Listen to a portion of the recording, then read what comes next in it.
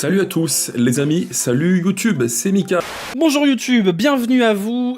Salut à tous, bienvenue sur le plateau de Tankara des Gods. Salut les Gaunes, salut les Fenotes, j'espère que vous allez bien. Que l'Olympique Lyonnais devait s'imposer contre Lens pour espérer se qualifier pour la Ligue des Champions. Et ce n'a pas été le cas.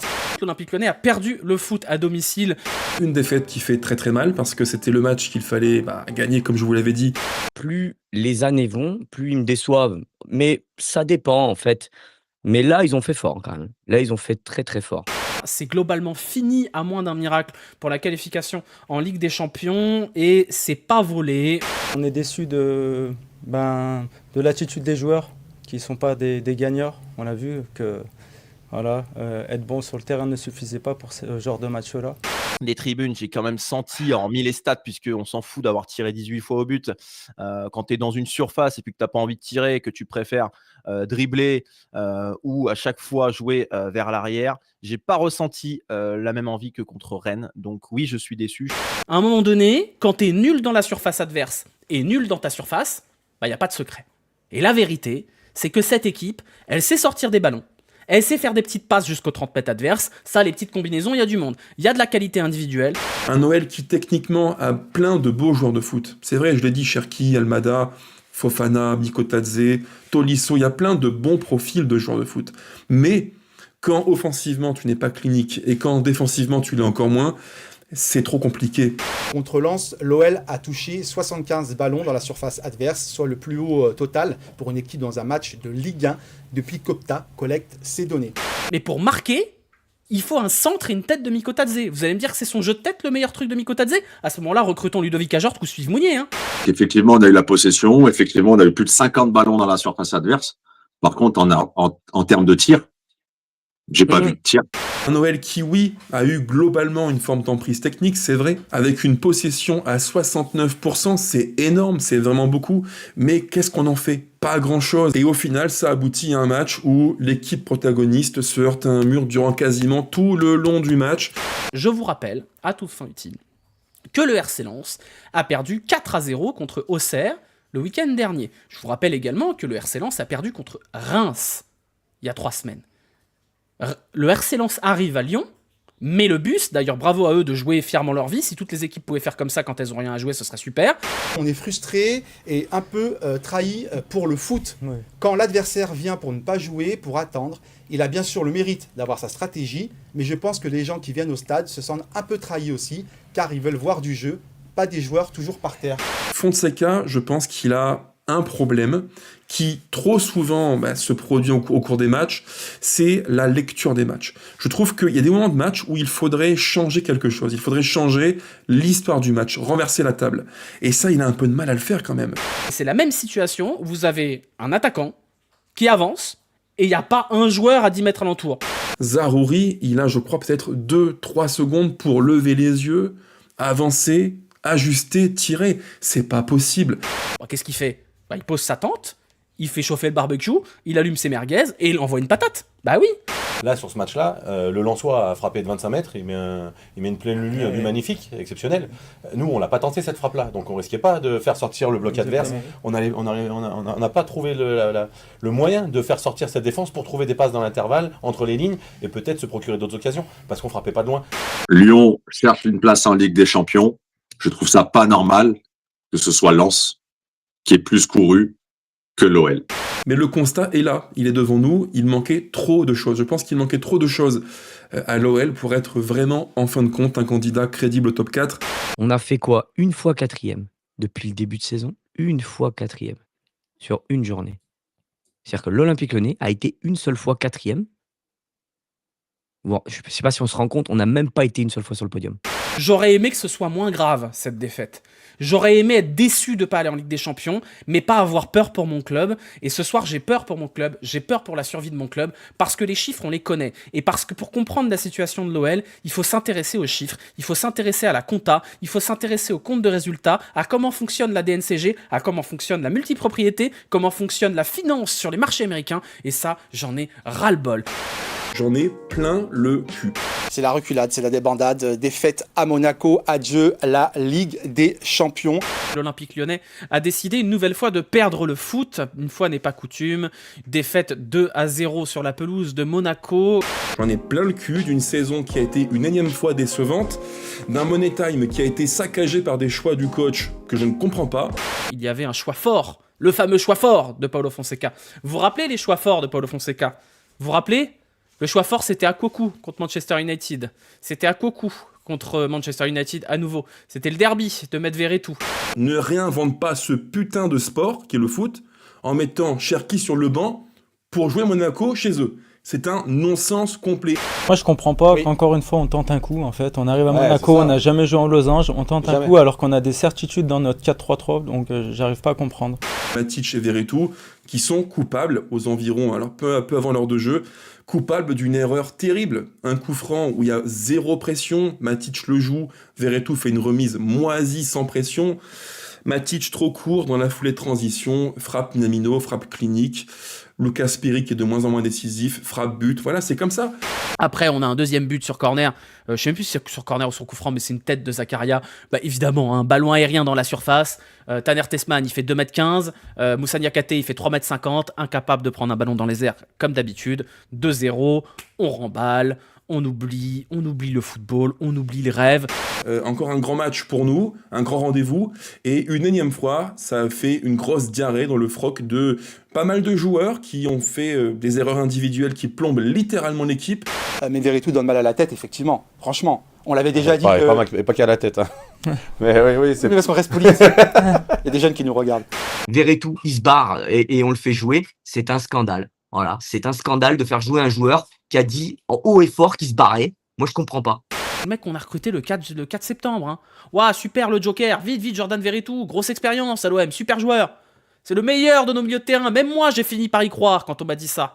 Je suis désolé, c'est une honte de voir un joueur ramener du coca et de la Heineken. Putain, mais les mecs, vous avez des nutritionnistes ou quoi? S'il faut traverser l'Europe entière pour le déposer dans un club de l'Est, je le fais. Je vous jure que je le fais. Je loue une Clio 4 chez Sixt, je le prends avec moi, je paye l'essence et je le dépose à Karabag. Y a pas de problème. Je le dépose à Karabakh. Et je sais quoi, j'emmène Fonseca avec lui, là. Qui retourne au Shakhtar Donetsk, qui sera bien là-bas. Il était bien là-bas. Comme ça, il nous emmerdera plus.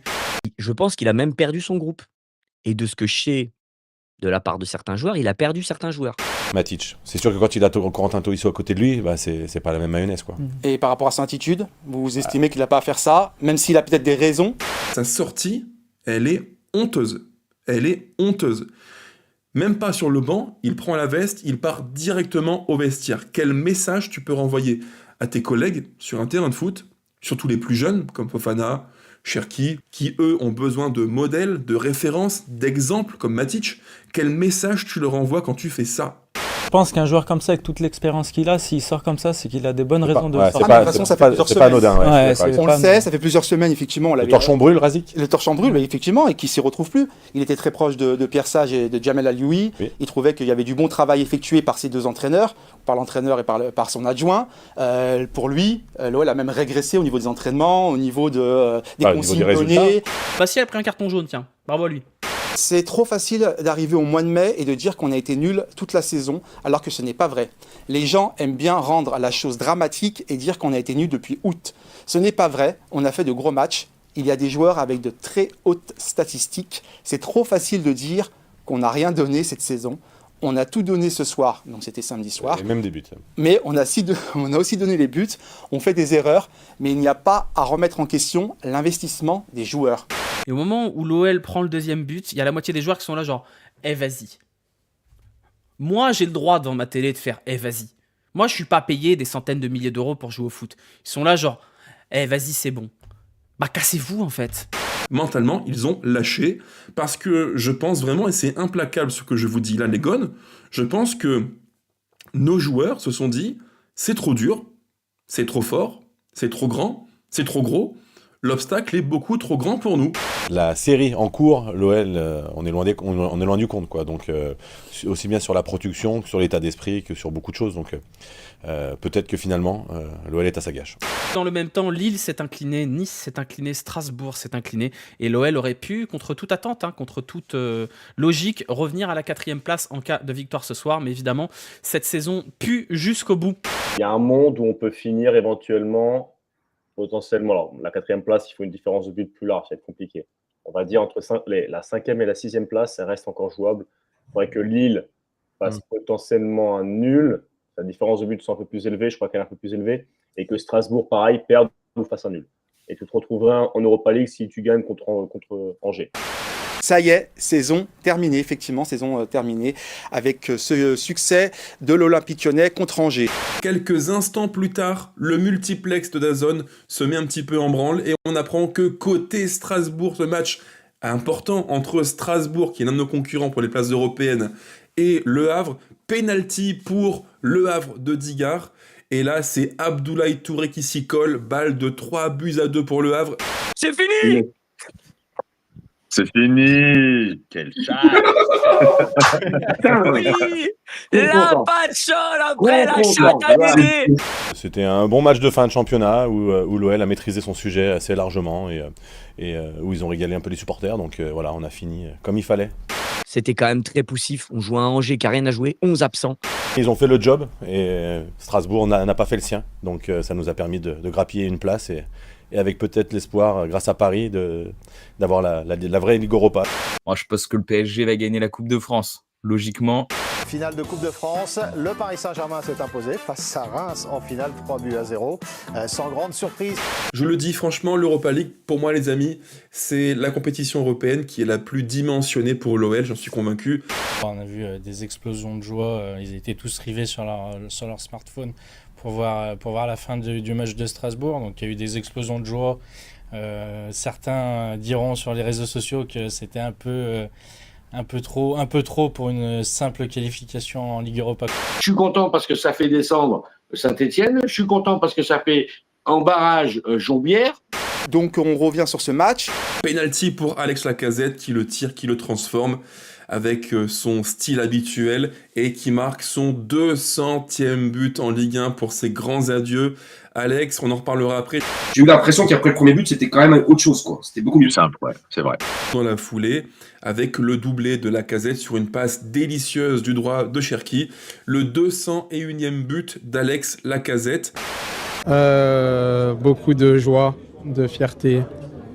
Mais ouais, c'est la joie, d'émotion et j'ai envie de dire merci beaucoup à tout le monde, à tout le club, à tous ceux avec qui j'ai évolué, tous les coachs, les éducateurs que j'ai eus et surtout bien sûr le public parce que aujourd'hui ils ont été grandioses avec moi et en réfléchissant j'ai eu souvent des moments difficiles comme tout attaquant. Ils ont toujours été derrière moi, ils m'ont toujours encouragé, ils ont toujours cru en moi donc je tiens encore à leur dire merci. Tous les virages et tout le monde. Alexandre Lacazette restera l'un de ces grands numéros 9 qui ont marqué le club par son aura, parce qu'il dégageait son leadership, par ce côté purement et 100% lyonnais qu'on aime tant. Quelqu'un qui a marqué une époque, et évidemment, il n'y a même plus de débat. C'est tellement logique, c'est une légende du club. Serial buteur, attaquant au sang-froid, très efficace devant le but, toujours au bon endroit au bon moment. Et quelqu'un qui est deuxième meilleur buteur de l'histoire du club. Donc oui, il laisse sa trace au sein de l'histoire de l'Olympique Lyonnais. Après, le mot légende, je trouve qu'on le galvaude de plus en plus. Donc est-ce que c'est une légende, pas une légende? Les jeunes actuels vont dire que c'est une légende, mais parce qu'ils ne connaissent pas Dinalo, Chiesa, Bernard Lacombe, Sonny Anderson ou d'autres. Juste remercier Lacazette pour tout ce qu'il a apporté au club. Il a raison. Au club depuis 2003. En tant que Gone. C'est quelqu'un qui aime son club, quelqu'un qui a été formé à l'OL. Pour moi, on peut parler de légende par rapport à l'accomplissement qu'il a fait. Et je pense que si on était au dernier match contre Angers, on peut voir que quand on manifeste un dernier match comme ça d'un joueur, c'est qu'il a laissé sa trace, quoi. Donc pour moi, pour toutes ces raisons, c'est quelqu'un qui restera à jamais dans l'histoire du club. Le nombre de buts qu'il a mis, où il a sauvé l'équipe, et ça nous a emmenés en Europe ou quoi, mais je les compte pas. L'an dernier, c'est lui qui nous qualifie. C'est lui qui nous qualifie. Sur les 4 derniers matchs, je crois qu'il met 1 voire 2 buts par match, et à la dernière minute qu'au Strasbourg, il prend le péno et il le met au fond du filet à la dernière seconde. Des stats qui aussi répondent un peu à la question de la trace qu'il va laisser. C'est que quand on regardera la liste des joueurs les plus capés du club, il sera dedans. Quand on regardera la liste des meilleurs buteurs de l'OL, il sera dedans. Et après, il y a meilleur buteur au Groupama Stadium, mais c'est quand même lui qui a marqué le premier but de l'histoire du stade. Donc forcément, quoi qu'il arrive, son nom reviendra dans l'histoire de l'OL. Lacazette, c'est celui qui va et qui t'atomise l'AS Rome en quart de finale de Ligue Europa, où on l'a appelé le général. Pourquoi ? Parce qu'il a mis un but anthologique à 35 mètres, pleine lucarne. Je trouve que c'est vraiment beau ce qui a été fait, à la hauteur de ce qu'il a accompli, mais je ne m'attendais pas à ce qu'il y ait autant de choses qui soient faites, autant de tifos, autant de célébrations finalement, même de la part de ses coéquipiers. Alex, bravo. Merci pour tout, 201 buts, tu resteras malgré tout à 21 longueurs du record qui restera, je pense, un bon bout de temps inégalé de Fleury. L'OL est à sa gâche ?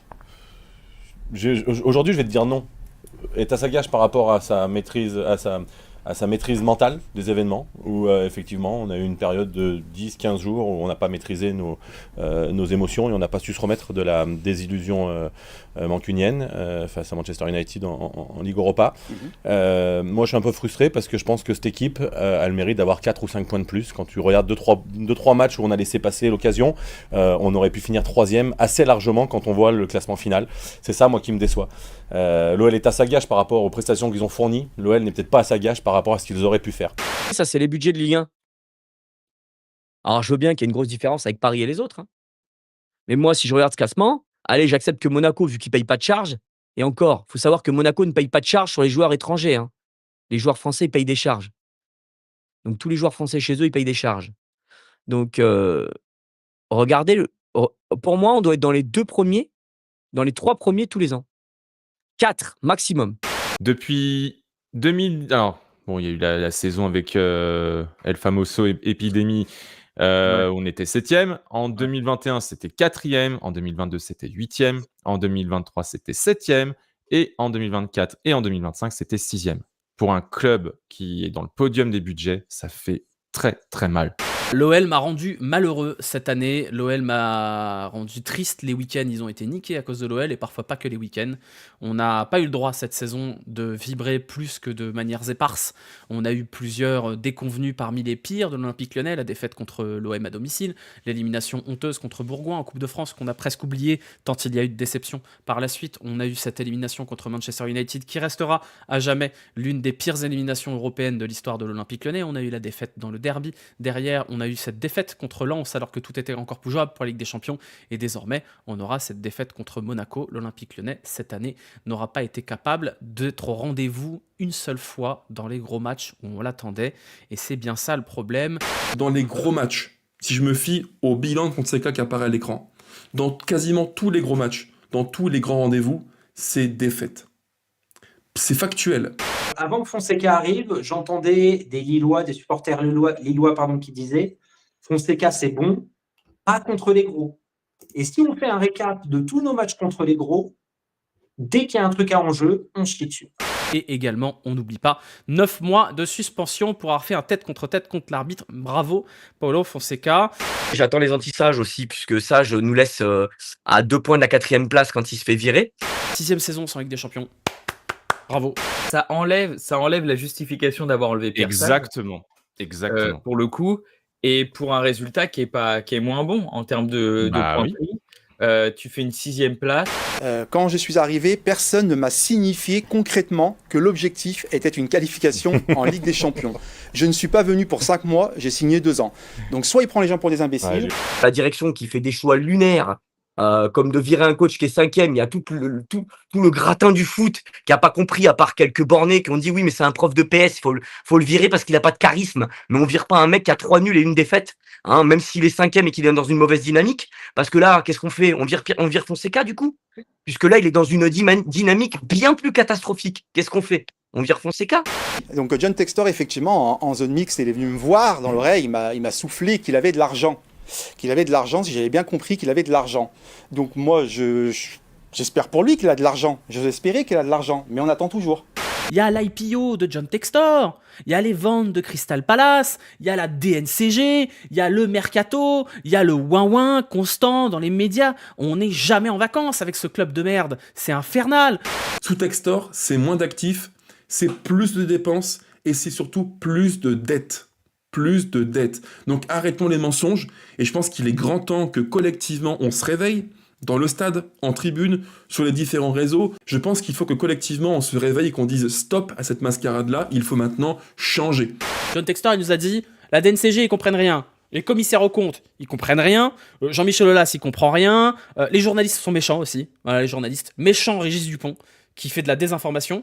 Et alors, les sanctions de l'UEFA, c'est de la désinformation parce qu'au moment où c'est sorti, il était à la table avec les gens de l'UEFA, il était en train de manger une grosse saucisse. Voilà, il nous en fait bien avaler des saucisses à nous à force. Hein. Moi, je suis assez d'accord sur le fait qu'en ce moment, il y a un peu une cabale journalistique. D'ailleurs, comme par hasard, depuis que quand Prud'homme est arrivé à Lyon, il y avait plein d'articles sympas sur Lyon. Là, depuis qu'il part, il n'y a que des trucs mauvais. Je vois bien qu'il y a un truc où les mecs de l'équipe et les autres médias, ils vendent en chiant sur Lyon en disant que ça va être la Ligue 2, alors qu'il y a 2 mois, ils nous disaient tous qu'on ne descendrait pas en Ligue 2. Là, ils nous le disent tous. Mais au bout d'un moment, Textor, il fait tout pour qu'on puisse se prendre la fessée, quoi. Il met le club dans une position où on est cul nu, penché sur la chaise et on attend la fessée. Là, pour moi, je trouve que même les supporters, pas tous, mais on est devenus oh, bah, c'est pas grave, faut supporter. Moi, je me souviens d'une époque où Claude Puel, il y avait marqué Puel démission, Puel casse-toi dans tout Lyon. On était 3e.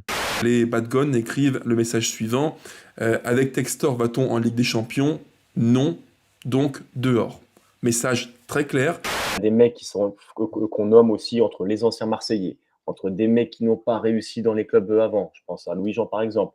On a eu des tonnes de peintres à chaque poste. S'il faut vendre tout le monde, qu'on se retrouve avec un effectif de merde, une ambiance de merde, on peut y aller tout seul comme des grands en Ligue 2, on n'attendrait pas la DNCG. Attention, la trajectoire à la Girondin de Bordeaux, elle n'est pas impossible. Mais la cohérence de la direction est cataclysmique pour moi. On choisit les joueurs sur des opportunités, on ne sait pas. Nous avions O'Brien, nous avons vendu O'Brien et Mamadou Sarr pour Niakate, terrible. Regardez à quel point cette équipe, elle pue la merde quand Tolisso est pas là. On en serait où sans Tolisso? On serait où? On serait 10e? On serait derrière Brest? On serait derrière Auxerre? Heureusement qu'il était là. Hein.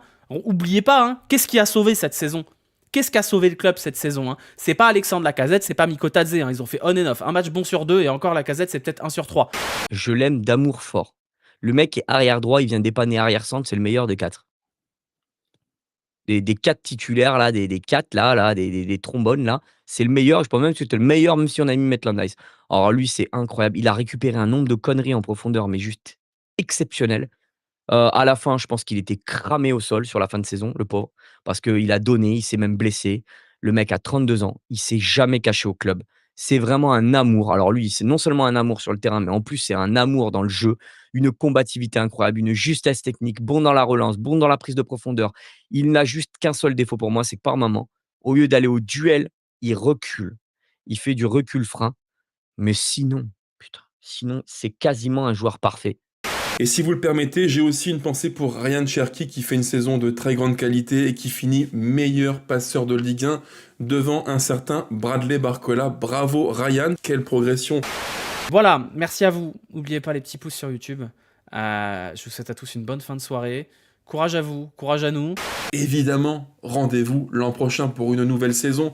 Ciao les Gones, ciao les Fenotes et allez l'OL, ciao. Et rendez-vous pour la saison prochaine. En Ligue 1, Allez, merci à tous. Merci aussi pour tout le soutien autour de la Gone Humeur, ça fait vraiment plaisir. Et puis, rendez-vous, je ne sais pas quand.